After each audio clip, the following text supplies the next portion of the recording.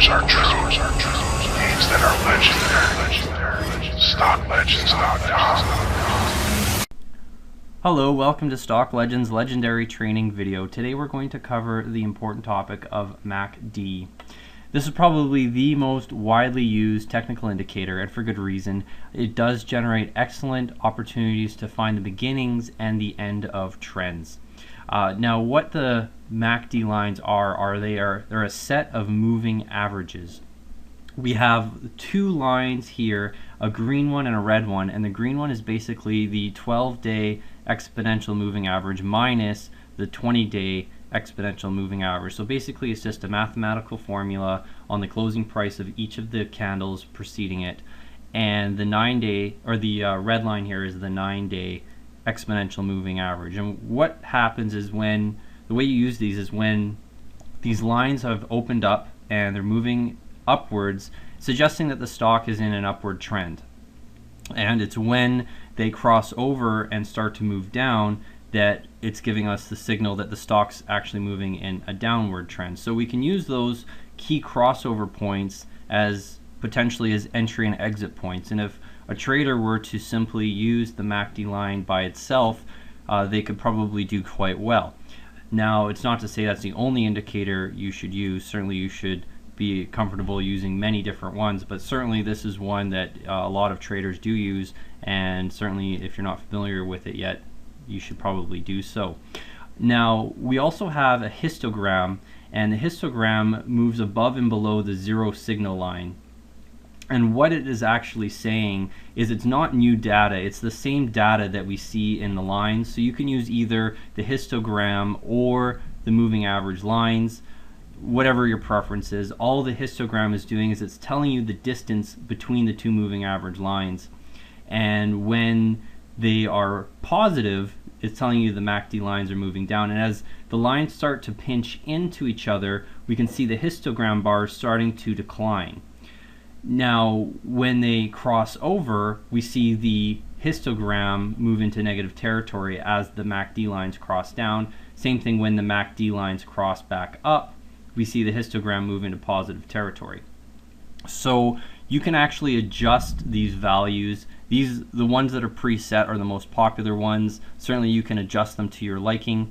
One rule of thumb I like to use is that if you look at the history of the stock, and if the MACD lines are giving you good signals, then there is a very high likelihood they're going to give you good signals again in the future. So certainly look at the past history of the stock that you're analyzing and see if it's working for you. If not, simply adjust the lines, find something that works for you and stick with it. So let's take a look here, and generally we see when the lines are moving up, we could call this a buy signal, so you could take an entry right around here.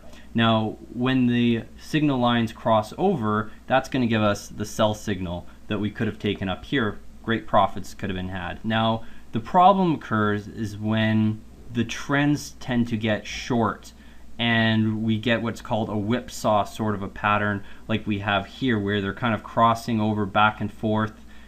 This can be difficult because it generates multiple signals, and because we're using a moving average, there's a little bit of a delay signal when you're using these sorts of things. So we want to make sure they're usually they're most positive, or they're most useful during long trends. When they're short trends, they can give you a little bit of delay signals and you can actually end up losing money. So for example, we saw a sell signal generated here, and then the buy signal was generated up here. Now, if you had just held from the original buy signal here, it's true you would have made more money, but what it's doing is it's eliminating risk. We saw a negative trend start to occur here by our signal line, so we have to follow it. You could have taken an exit and eliminated risk. We could have had a really sharp pullback. Fortunately, it wasn't the case, and we had another buy signal generated here. So there's a little bit of a lost opportunity, but certainly there was a sell signal generated up here, and you could have exited for a big profit before a huge crash came. And you can see that the next buy signal was generated down here. So you could have saved yourself a lot of money if you had followed it in this particular example.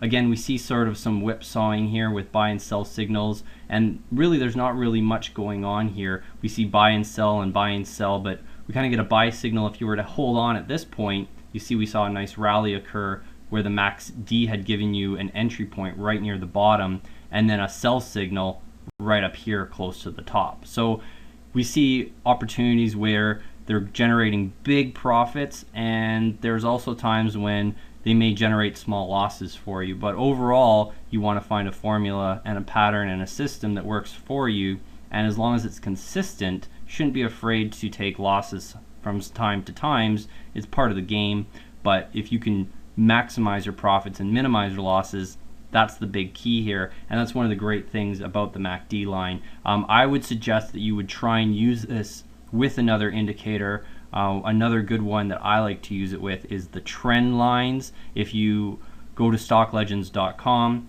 and under the technical analysis videos, you can watch the trends video. Be sure to do so, and you can see basically how the trends and the MACD lines generate very accurate signals together, and actually the false signals generated by the MACD can be avoided by using other indicators such as the trend lines for certain instances. So thanks very much for watching, and happy trading.